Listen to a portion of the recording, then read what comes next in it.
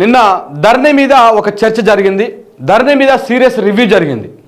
మరి ఆ ధరణి మీద జరిగినప్పుడు నిన్న ధరణిని రద్దు చేస్తా అని చెప్పినటువంటి రాష్ట్ర ప్రభుత్వము అప్పటి పీసీసీగా ఉన్నటువంటి రేవంత్ రెడ్డి గారు ధరణి సమస్యల మీద ఒక కమిటీ వేయడం జరిగింది. అంటే మళ్ళా సేమ్ మనం ఇంతకుముందుగా చెప్పుకున్నట్టు కొత్త సీసాల పాత సారా అన్నమాట. సో ధరణి పేరును ఓన్లీ పేరును మాత్రమే మార్చి భూమాతగా మార్చి సో ధరణిని అలాగే కొనసాగించేటువంటి అవకాశాలే కనపడుతున్నాయి తప్ప ధరణిని రద్దు చేసేటువంటి అవకాశాలు ఎట్టి పరిస్థితుల్లో కూడా కనపడతలేవు. సో ఇది ఇలా వీటన్నింటినీ దృష్టిలో ఉంచుకొని 7 రోజులు 7 మోసాలు ఎట్లా చేసిండు. నిన్నటికి 7 రోజులు అయిపోయింది. 7 తారీఖు నాడు ఆయన ప్రమాణ స్వీకారం చేసిరు. 7, 8, 9, 10, 11, 12, 13. సో నిన్నటికి 7 రోజులు అయిపోయింది. ఈ 7 రోజులల్లా 7 మోసాలు ఎట్ట చేసిండు ఏంది అనేది మీ ముందు వివరించేటువంటి ప్రయత్నం చేస్తా. దాంతోపాటు చాలామందికి ఇంకా రైతు బంధు పడలేదంట.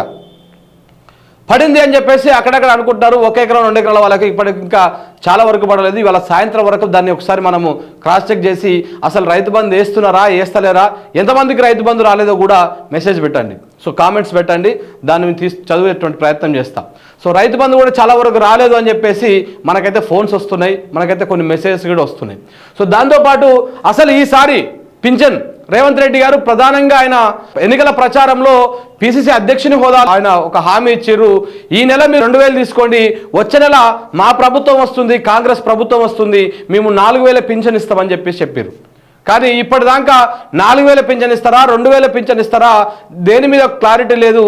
ఇక ఏ విధమైనటువంటి మార్గదర్శకాలు కూడా ఇంకా రిలీజ్ చేయలేదు. మరి 2000 పింఛన్ ఇస్తారా 4000 పింఛన్ ఇస్తారా ఈ నెల, ఇంకా తేలని లెక్కలు, ఇంకా ఎలాంటి విధి విధానాలు కూడా ఖరారు కాలేదు. సో 2000 పింఛన్ ఇస్తారా 4000 పింఛన్ ఇస్తారా అనేది ఇంకా ఎటు తేలలేదు. పింఛన్ లెక్కలు అయోమయంలో లబ్ధిదారులు. డిసెంబర్లో 4000 పింఛన్ అంటూ ఎన్నికల్లో ప్రచారం చేసినటువంటి రేవంత్ రెడ్డి ఇప్పుడు ఆ ఊసే ఎత్తనటువంటి రాష్ట్ర సర్కారు రైతు బంధులాగే ఆసరా పింఛన్లు కూడా రైతు బంధులాగే అంటే రైతు భరోసా కింద మేము 15,000 రూపాయలు ఎకరానికి ఇస్తామని చెప్పేసి రేవంత్ రెడ్డి గారు చెప్పారు. కానీ చివరికి రివ్యూలని అటు ఇటు ఒక 2-3 రోజులు తనలాడి చివరికి రైతు బందే వేస్తున్నాం మేము, అంటే ఎకరానికి 5,000 చొప్పున వేస్తున్నాం మేము అని చెప్పేసి అన్నారు. అంటే చివరికి ఆ 5,000 ఇంకా రాలేదు. అసలు రైతు భరోసా పక్కకోయింది కంప్లీట్గా. ఆ రైతు భరోసా కింద నమ్మినటువంటి 22 లక్షల మంది కౌలు రైతులు వాళ్ళు కూడా మోసపోయారు. వాటి గురించి కూడా మనం మాట్లాడుకుందాం. ఒకసారి ఈ వార్త పూర్తిగా చదువుకుందాం. ఇప్పుడు మీకు పింఛన్ ఎంత వస్తుంది? 2000. ఈ నెల 2000, వచ్చే నెల నుంచి 4000. అంటే ఎంత? 4000. అంటే అప్పుడు రేవంత్ రెడ్డి గారు ఎట్లా చూపించాలనుకుంటున్నావు, ఇప్పుడు ఎంత వస్తుంది? ఇంత వస్తుంది, 2000 వస్తుంది. వచ్చే నెల నుంచి పింఛన్ ఎంత? 4000. ఇదెంత? 4000. ఇదెంత? 4000 అని ప్రజలతో అనిపించిండు. తర్వాత ఆ విషయాన్ని మర్చిపోయిండు. మేము రాగానే 4000 చేస్తాం. ఇది గత నవంబర్లో ఎన్నికల ప్రచారం సందర్భంగా పీసీసీ అధ్యక్షుడిగా ఉన్నటువంటి రేవంత్ రెడ్డి చేసిన ప్రచారం. ఎన్నికలు అయిపోయినాయి, కాంగ్రెస్ గెలిచింది. నాడు హామీ ఇచ్చిన రేవంత్ రెడ్డి ముఖ్యమంత్రి అయ్యిండు. అధికారంలోకి వచ్చి వారం దాటిపోయింది, కానీ పింఛన్ ఊసేలేదు.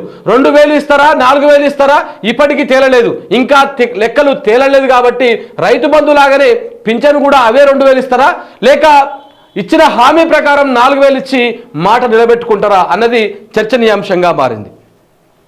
వృద్ధులకు, వితంతులకు ఎంతో మందికి ఆసరగా నిలిచేవి పింఛన్లు. 1వ తారీఖు వస్తుందంటే ఆశగా ఎదురు చూస్తుంటారు. 4 రూపాయలు చేతికి వస్తాయి, మందు గోళీలకైనా దేనికైనా పనికి వస్తాయన్న ఆలోచన. గత ప్రభుత్వం 2000 రూపాయలు ఇచ్చేది, 200 రూపాయల నుంచి 2000కు పెంచింది ఆ ప్రభుత్వమే. అయితే కాంగ్రెస్ తన ఎన్నికల ప్రచారంలో ఆ 2000ను 4000 చేస్తామంటూ హామీ ఇచ్చింది. ఆసరాను చేయుతగా మార్చి గల్లీ గల్లీలో ఊరు వాడ ప్రచారం చేసింది. ఈ ప్రచారాన్ని నిజమేనని నమ్మారు జనం. కాంగ్రెస్ ప్రభుత్వాన్ని నెత్తిన పెట్టుకున్నారు. అధికారంలోకి రాగానే 4000 వేస్తామంటూ ప్రచారం చేసిన నాటి పీసీసీ చీఫ్ రేవంత్ రెడ్డి ఇప్పుడు సీఎం అయ్యాక ఆ మాటే మర్చిపోయారు. డిసెంబర్ 9 కాగానే డబ్బులు వేస్తామంటూ ప్రచారం చేసిన ప్రభుత్వం ఏర్పడి వారం అయినా దాని మీద కనీసం ప్రస్తావన కూడా లేదు. ఇంకో 3 వారాలు గడిస్తే కొత్త సంవత్సరం, కొత్త నెల వచ్చేస్తుంది.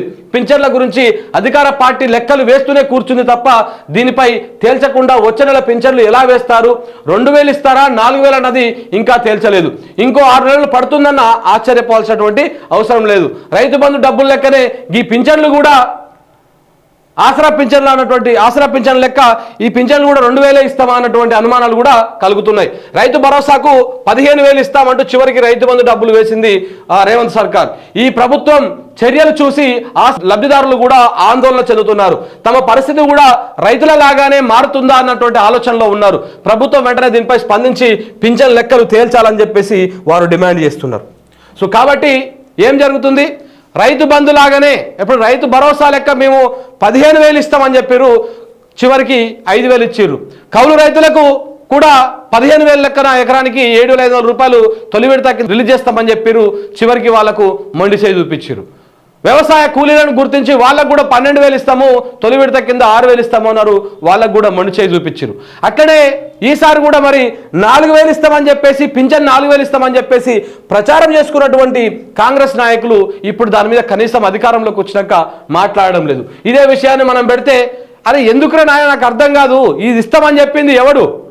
రేవంత్ రెడ్డే కదా ఇది ఇస్తామని చెప్పింది. ఆ వీడియోలు తీసి చూపించాలనా? ఇది ఎవరు చెప్పిర్రు? మీకు ఆగుతలేదా ట్విట్టర్లో బూతులు పెట్టుడు బిడ్డ చూస్తున్నాం, అందరిది గుర్తుపెట్టుకుంటాం.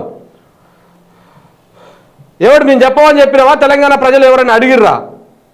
ఈ మహానుభావుని అడిగినారు ఎవరన్నా? ఈ చెప్పింది ఎవరు? ఈ ముక్క చెప్పింది ఎవరు?